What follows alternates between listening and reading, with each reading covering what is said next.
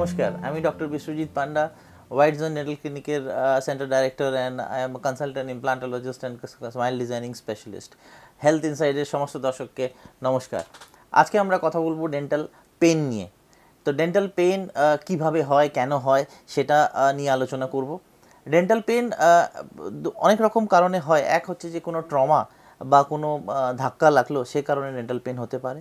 দ্বিতীয় হচ্ছে দন্তক্ষয়, যেটাকে বলি আমরা ডেন্টাল ক্যাভিটিস, সেটা যদি একটু বেশি লেভেলে থাকে বা সেটা যদি নার্ভ লেভেলে চলে যায়, তখন একটা পেন হতে পারে। অথবা হতে পারে আমাদের যেটা গাম ডিজিজ বলি, গাম ডিজিজ থেকেও ডেন্টাল পেন হতে পারে। সাধারণত এই 3-4টে কারণই হয় ডেন্টাল পেনের জন্য। ডেন্টাল পেন হলে যেটা করণীয়, সেটা বাড়িতে কি করা যেতে পারে। ইমিডিয়েটলি যদি ডেন্টাল পেন হয়, রাতে যদি ডেন্টাল পেন হয়, তখন হয়তো কোনো ডাক্তারবাবু, আপনাদের ফ্যামিলি ডেন্টিস্ট থাকলে তো খুবই ভালো যদি মেডিসিন দেওয়া হয়। অথবা যদি আমরা করতে পারি, সেটা হচ্ছে যে ক্লোভ অয়েল, যেটা আপনারা জানেন, লবঙ্গ তেল বা লবঙ্গ দিয়ে একটা তুলোতে ড্যাপ করে যদি ওই জায়গাতে দিয়ে দেওয়া হয়, তো ডেফিনেটলি একটা রিলিফ পাওয়া যেতে পারে। আরেকটা বাড়িতে যে জিনিস সাধারণত পাওয়া যায়, সেটা হলো গার্লিকের যদি থেতো করে গার্লিক যদি দেওয়া হয়, সেটাতেও সম্ভব ডেন্টাল পেনকে স্টপ করা। আরেকটা জিনিস করা যেতে পারে হচ্ছে যে ভিনেগার এক্সট্র্যাক্ট বলি আমরা, ভিনেগার যদি থাকে, সেটাতেও যেহেতু অ্যালকোহল থাকে, সেই জন্য সেটা থেকেও যেটা ডেন্টাল পেন, সেটা স্টপ করা যেতে পারে। মাউথওয়াশ, যে কোনো যদি অ্যান্টিসেপটিক মাউথওয়াশ থাকে, সেটা খুব ভালো, তাহলে মাউথওয়াশ করতে পারেন। যদি না থাকে, তাহলে আমরা 1.5% হাইড্রোজেন পারক্সাইড, যেটা রেডিলি অ্যাভেলেবল, সেই হাইড্রোজেন পারক্সাইড দিয়ে কুলকুচি করলেও ডেফিনেটলি যে পেন আছে সেটাকে স্টপ করা যেতে পারে।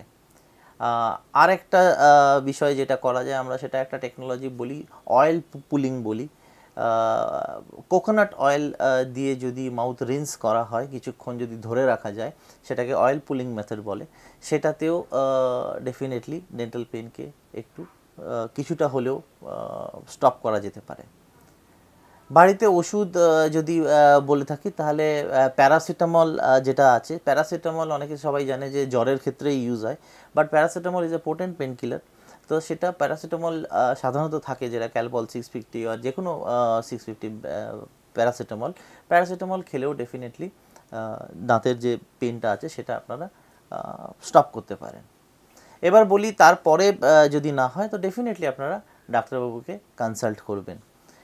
কনসাল্ট করে যেভাবে ডেন্টাল পেনকে আমরা স্টপ করি, সেটা হচ্ছে যে রুট কানাল প্রসিজার আছে, সে বিষয়ে আমরা অলরেডি আগেও কথা বলেছি। রুট কানাল করে ডেফিনেটলি যে কোনো দাঁতকে ব্যথা স্টপ করা যেতে পারে এবং সেই দাঁতকে রেখে ট্রিটমেন্ট করা যেতে পারে। আরেকটা হোম রেমেডি, সেটা হলো আমরা পিপারমেন্ট টি যদি এক্সট্র্যাক্ট করে, যে টি ব্যাগ আছে, সেটা যদি লাগানো হয়, তাতে অনেকটা গাম ডিজিজের ক্ষেত্রে হেল্প করে। হোম রেমেডিজের মধ্যে আরেকটা জিনিস যেটা করতে পারেন, সেটা হচ্ছে যে কোল্ড প্যাক বা কোল্ড কম্প্রেশন দিতে পারেন। যে কোনো ভেজে টাওয়েল বা ঠান্ডা টাওয়েল দিয়ে আপনারা রাখতে পারেন বাইরে।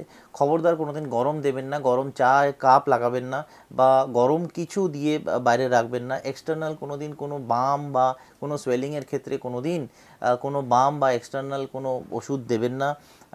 এবং চায়ের কাপ লাগালে খুব আরাম লাগে, সেটাও করবেন না। অ্যাবসোলুটলি নো, গরম কোনো দিন নয়। কোল্ড কম্প্রেশন ডেফিনেটলি টাওয়েল ভিজিয়ে ঠান্ডা করে আপনারা লাগাতে পারেন, যাতে একটু আরাম পাবেন। আর যেটা বলার, সেটা হচ্ছে যে খুব ভালো করে ব্রাশ করুন, দিনে 2বার করে ব্রাশ করুন। খাওয়ার পরে অবশ্যই রাত্রেবেলা ব্রাশ করুন, টাং ক্লিনিং করুন, ফ্লসিং করুন, এবং ডেন্টিস্ট 6 মাসে একবার ভিজিট করুন।